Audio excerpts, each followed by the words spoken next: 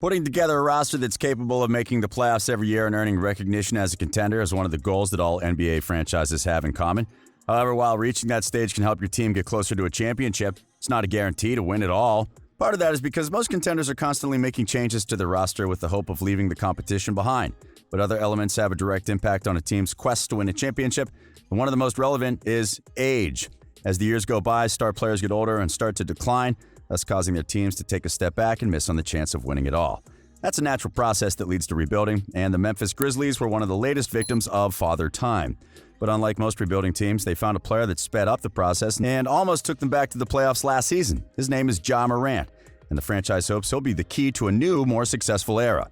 Welcome to Courtside. Today, we're talking about the start of Morant's career and why he may be able to take the Grizzlies further than ever before. After an outstanding rookie year in Memphis, Morant quickly became a popular name among basketball fans, but things weren't always like that. Unlike most top prospects, the point guard's path to the NBA was not a clear one at first. Despite playing basketball from an early age and earning multiple state and region awards during his time with Crestwood High School, he wasn't ranked by recruiting services. As a result, he received little interest from the best NCAA programs. In the end, he decided to join Murray State after being accidentally discovered by assistant coach James Kane while looking for a snack. And though he wasn't able to play for a high major program, he made the most out of his time with the Racers. Morant displayed a solid play during his first season with Murray State, but it was during his sophomore year when he proved he was among the best players in his class. During his second season in college, the point guard became the leader of the team and displayed an elite brand of basketball. He managed to put together multiple performances that helped him raise his draft stock while also becoming the first NCAA player to average at least 20 points and 10 assists per game throughout a season. His development caught the attention of multiple scouts, and multiple sources predicted he could become the first mid-major pick in the top 5 since 1998. After his second season came to an end, he decided to forego his final 2 seasons of college eligibility and declare for the draft, where he was expected to be selected by the Grizzlies with the second pick. So it came as no surprise when his name was called second in last year's draft. However, even the most optimistic fans couldn't have expected what was about to come for the team. As one of the youngest franchises in the league, the Grizzlies haven't enjoyed too many successful seasons. However, they had their best run during the 2010s. Behind the leadership of Marc Gasol and Mike Conley, Memphis started its grit and grind era, a period where the team focused on employing an intense defense and a strong interior attack. During those years, the organization had its best regular season and made it to the conference finals in 2013. However, the team's play started to decline following the conclusion of the 2015 playoffs. After being a contender in the West for the last few years, the Grizzlies failed to keep up with the modernization of the league, and as a result, they weren't able to make it out of the first round again. Things got even worse in the following years as injuries, age, and the departure of key players took the team out of playoff contention. So when it became evident their core couldn't compete in the Western Conference any longer, the front office decided to blow the team up and push the rebuild button. At the moment, it looked like the franchise would continue declining since they had traded their best players away, and only Jaren Jackson Jr. looked like a player who could develop into a potential star. And that was not expected to change in the first year of the rebuild. But the young Grizzlies would shock the basketball world before long. While Memphis started last season playing poorly, things began to click by December. The team's record was 5-13 before the start of December, but improved to 13-21 once the month was over. From that point on, the Grizzlies never looked back as they went 19-12 from January until the season suspension in March.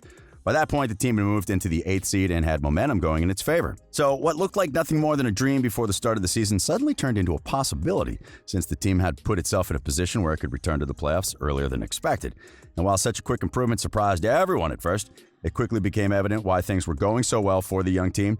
Morant and new coach Taylor Jenkins managed to integrate everyone into a system that made excellent use of everyone's strengths. Despite not being something innovative, the new system was an updated version of the grit and grind style the Grizzlies used earlier in the decade.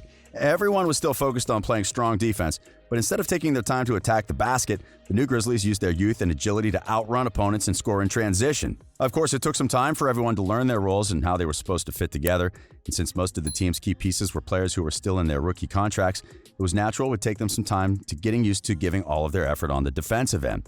But once everyone figured out how to play together, the team showed some marked improvement. And as much credit as Jenkins deserves for putting his players in a position where they could be successful, it's safe to say things wouldn't have been the same if it wasn't for Morant. As the season went along, the point guard became more comfortable with his role as a leader and facilitator. He made sure to run the open court and make an excellent play whenever it was needed from him, but he also made it a priority to keep everyone involved within the offense. As a result, he usually displayed different styles during the same game. During the first 3 quarters, he would focus on creating plays for his teammates while rarely looking for his own shot. But once the fourth quarter got going, he put his attention on attacking the basket and making plays that would help the team close out games. An example of the way he would approach games came early in the season. During his third game as a pro, Morant scored 17 points in the fourth quarter of a close game against the Brooklyn Nets. Displaying his confidence on both ends of the floor, he made multiple plays that kept the Grizzlies in the game and blocked a potential game winner by Kyrie Irving. Then, when overtime was coming to an end, he calmly made a pass that would become a game-winning three-pointer. That moment became a sign of what was about to come, and the point guard showed he could also have great performances when his team needed it the most, as it happened during the last game of the season against the Trailblazers. Though the Grizzlies were undermanned and were coming off an awful stretch, Morant made sure the Grizzlies would put up a fight by having a career night. And while his effort wasn't enough to help his team earn a spot in the playoffs, the fact he could outperform Damian Lillard during a crucial game showed his potential as a future star. His play also helped him win Rookie of the Year, and while he did impressive things for a first-year player, some of his numbers were also close to those of some of the league's best players. As we mentioned earlier, the point guard saved his best for the last quarter of each game, but saying that may be an understatement. After all, the rookie finished the season as the seventh-best fourth-quarter scorer in the league, and what's more impressive is that he was one of the most efficient players in that group. His overall production was also outstanding, as he was one of the 3 players to average at least 17 points and 6 assists while shooting over 49% from the field. And the other 2 players? LeBron James and Nikola Jokic. However, his value wasn't only reflected in his stats, the team's performance also took a step forward since his arrival. For example, the Grizzlies saw the biggest improvement in the league when it came to points in the paint per game and fast break points per game. The first improvement was a direct result of Morant's drives to the basket. After all, the rookie ranked 5th in drives per game and looked at his best when he was either trying to dunk over a larger player or looking to make a pass to an open teammate after noticing a collapse in the defense. The second improvement was caused both by the team's emphasis on playing strong defense and Morant's ability to guide his teammates on the fast break. But perhaps his greatest attribute is his leadership. As the season progressed, he embraced the role of leadership within the team and made sure to find the right balance between pushing his teammates and taking a step forward whenever a game was on the line. His teammates and even former Grizzlies have repeatedly talked about how good of a leader he is, but that may be better reflected on the fact that Memphis had the best record among teams who had an average age of under 25. In the end, we can tell Memphis found a unique player in Morant. Not only has the point guard been playing impressively since an early age, but he's also been willing to accept the challenge of being the face of a rebuilding team while embracing the style that characterized the players that came before him. He looks like a perfect match with the Grizzlies, and if his rookie season showed us anything, it's that he's ready to help his team win as many games as possible. If Coach Jenkins and the front office managed to surround him and Jackson with the right pieces, there's reason to believe Memphis could have one of the brightest futures in the league. But now, what are your thoughts on the young point guard? Do you believe he'll be able to guide the Grizzlies to the playoffs during next season? Let us know in the comments. We hope you've enjoyed today's video, and if you did, remember to like it and subscribe to our channel for more NBA content. We are Courtside.